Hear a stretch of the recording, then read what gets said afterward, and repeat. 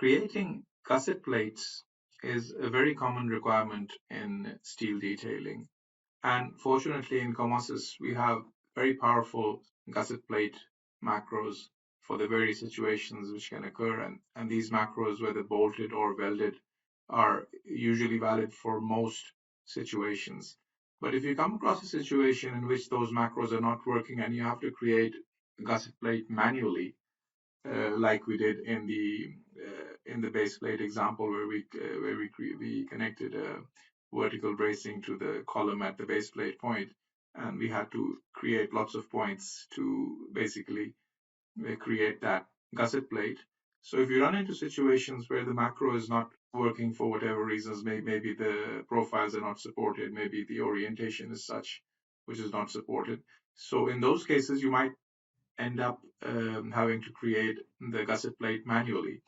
And COMOSYS has a very powerful manual gusset plate creation command over here under the detailing menu. If you go down, there's a gusset plate command, and the way you use it is very simple. So for example, if this was a beam and these bracings were framing into it, and you wanted a gusset plate which looked like something like this, going around all three of them, and then connecting to the web of the beam at that point, connecting to the web along this line.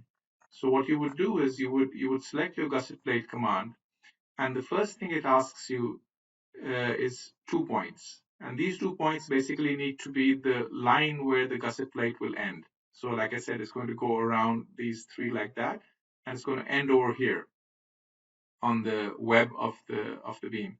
So this inside web line is the line it's asking for. And what I can do is I can just press my control key so that I can snap to any point, and I can snap to these 2 points which represent the web. Now once I've defined that line, it now asks me for the members which will be framing in. So I can select one or two or all three of them, and the order of selection matters. So I'll tell you why that matters in a second. So let me select this middle one first, then the one on the left, and then the one on the right, and say right click. Now, the moment I do that, the program immediately creates a gusset plate for you. And as you can see, it's finishing exactly at the point, at the line which we defined. And it looks pretty nice. It's basically done its job. Let me select the plate, press M, enter, and take you through the various options over here. So the first option which I want to remove over here is actually this convex hull option, which is selected by default, but I want to remove it to show you the actual shape of the plate which it calculated. So this is the actual shape which it calculated. And the reason why I did that was because of this parameter. So this is the parameter of the length of the incoming elements, which will be inside the gusset plate. So basically, we're talking about these lengths. So if you remember, we selected this one first, this one second, and this one third. So in the same order of selection, if I were to enter for this parameter, if I were to enter 100 space 200 space 200, what that would mean is that the first one, this length should be 100. For the second one, this length should be 200. And for the third one, this length should be 200 again. If I were to apply that, you see that the shape of my gusset plate changes. This is the length of 100 which I wanted. And obviously, these lengths will depend on what kind of a connection you're wanting to make. If you're wanting to put 2 bolts, you might need just 100 millimeters. If you're wanting to put 5 bolts, you might need 200 millimeters or something. So what you basically do is you decide on how much space you need for your bolts, or if it's a welded connection, how much weld length you would need for those elements.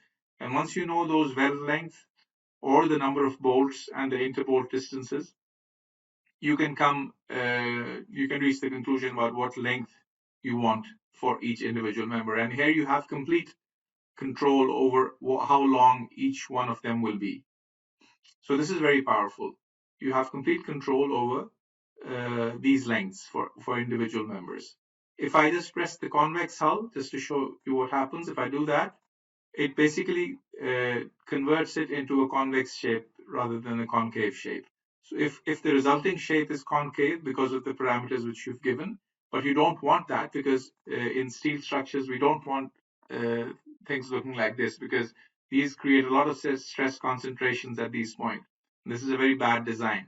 So even if, although your weld lengths or your bolt lengths are sufficient, and it seems that you're having a lot of extra plate material over here, which might be wasted, so you might be tempted into leaving it like this. But when the tensile forces come in these members, or the compression and tensile force combinations come, then these corners become, they just open up, they crack up from those stress concentration points. So that's a bad idea. It's a good idea to always keep the convex hull open. The only reason I showed it to you was because we're discussing how the macro works. So you need to understand how these parameters work.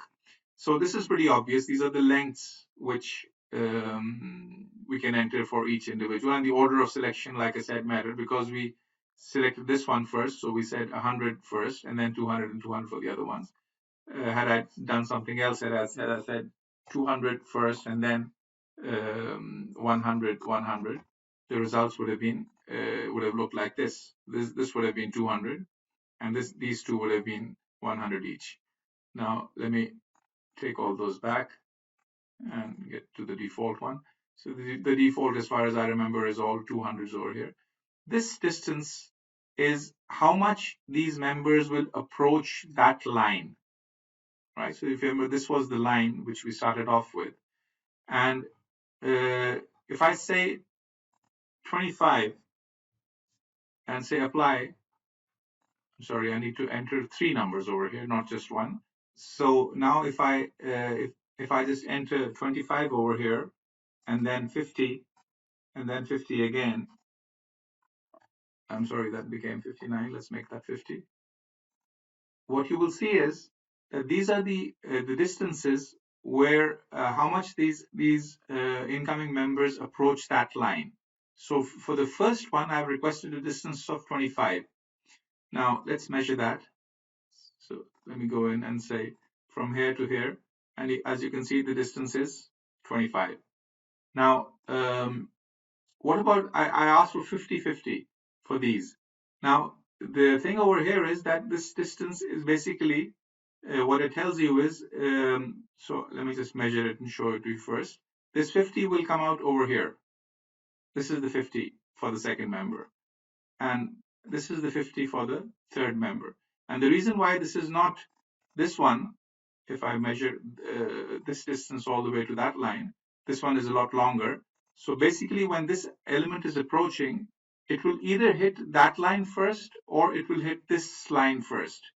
So whichever line governs. So in this case, if I were to really remove the numbers all the way back to just say 1 millimeter, 1, 1, 1, and just to show you the results, you can see that this one has approached that line by 1 millimeter, and these ones have approached this line, which is governing by 1 millimeter. And this one is ignored because there's no point in getting 1 millimeter close to that because it will clash with this one before it gets there. And similarly, this one is also 1 millimeter. So those numbers are actually telling the program that you, by the way, you can also say 3 multiplied by 1.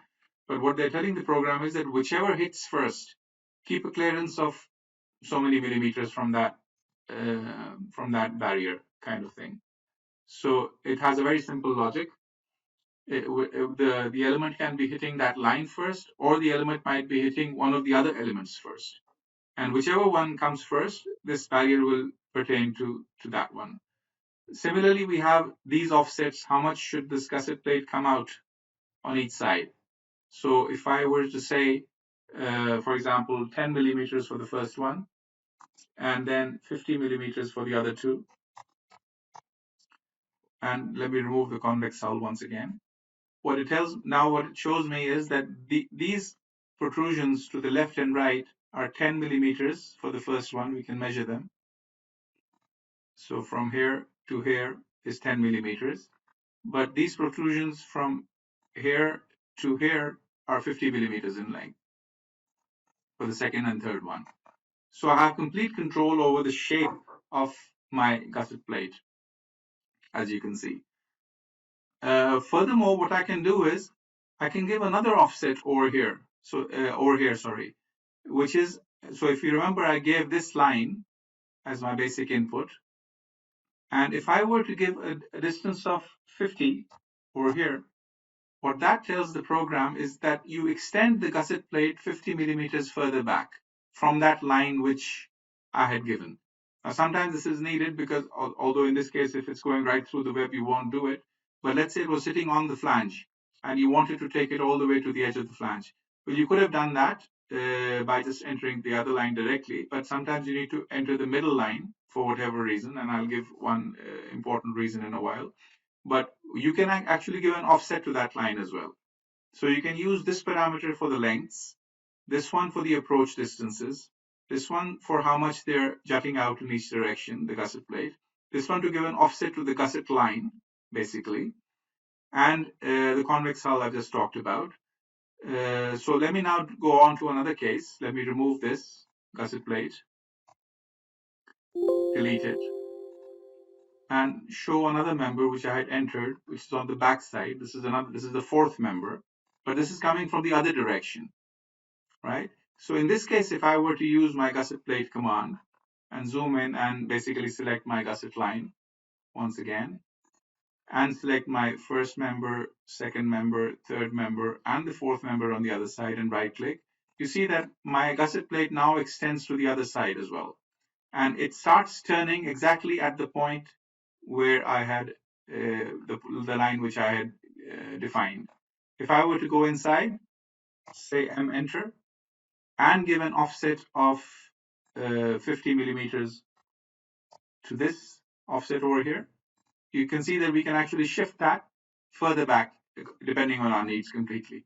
And similarly, if this, since this was the fourth element chosen, if I were to enter these lengths to be 200, 200, 200, and this one to be 400, so the last one, I want this length to be even longer.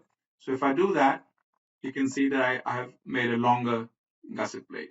And once I've made these decisions, it's extremely easy to use these parameters to calculate very complicated gusset shapes as well, because it will automatically use all the approach angles of all the secondaries and do all the labor work, all the donkey work for you, if you will. There won't be any need to create the points. And by using these parameters, you can just create multiple. You can create these gusset plates. You can also create double gusset plates if these main members are some things like back-to-back channels or back-to-back angles in some case. And you want a gusset plate on both sides, you can create a double gusset plate with a single command as well. So that's a very handy option which you have over here. Now, when I chose the priority, I said this was 1, this was 2, this was 3, this was 4. I can actually change the priority later as well. So if I want number 1 to be different, I can write those numbers. I can say 3, 4, 2, 1, and then the priority will become 3. Bring in 3 first. So let me show you this function of priority. Let me just delete this one so that you get a better idea of why it's not only for the entrance of those distances where it's important. Let me just do the other example. So let me select this line over here, and instead of selecting this one first, I'm going to select this one first, and then this one, and then this one, and then right click. Now if you see this one, in the previous example, this one was going all the way in, and these ones were pulled back. Now it's going to take this one all the way in. This one has second priority, but the second priority is cut short because it hits this one first. And this one has third priority, and it can go all the way until this part is 20 millimeters away from that line. So the order of selection can be used. So if you don't like this and you want this particular member to go all the way in, all you would need to do is just delete that, go in there,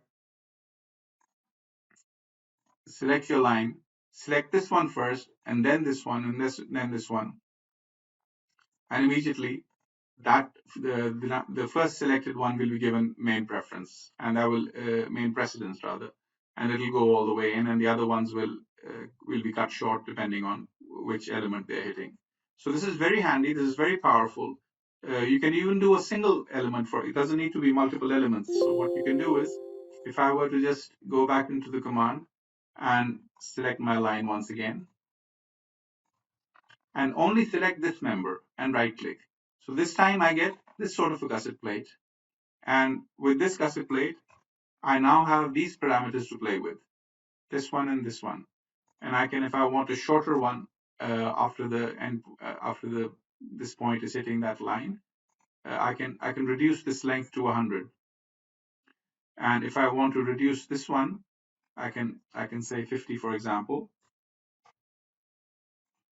So that length is modified. So what you can see over here is that almost any kind of gusset plate can be made without going through the hassle of creating all those points P1, P2, P3, P4, and P5 and thinking about these lengths. And once you make a mistake with these lengths, all those points need to be redefined. But in this case, all you would need to do is, for example, if you needed a longer length, if you needed this length to be a bit longer, all you would need to do is just, instead of 200, you would make it 250. And because of your complete control over the macro, this whole length would be increased by the macro.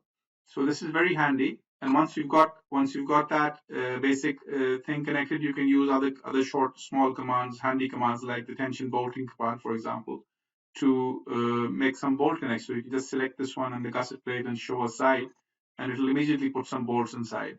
I haven't talked much about this, but this is a very handy command for quickly entering some bolts between a plate and a member. But that's the subject of another video. What I wanted to show was that you can quickly create a gusset plate by just defining a gusset line, the first 2 points, that will be the gusset line, and then selecting several members. These members can be on one side, or they could be on both sides of that line as well. In which case you will get a more complicated gusset plate like the one we just saw. So using this command, whatever situation you run into where a gusset plate is required, you can quickly use this and not need to create all those points which we did in the exercise.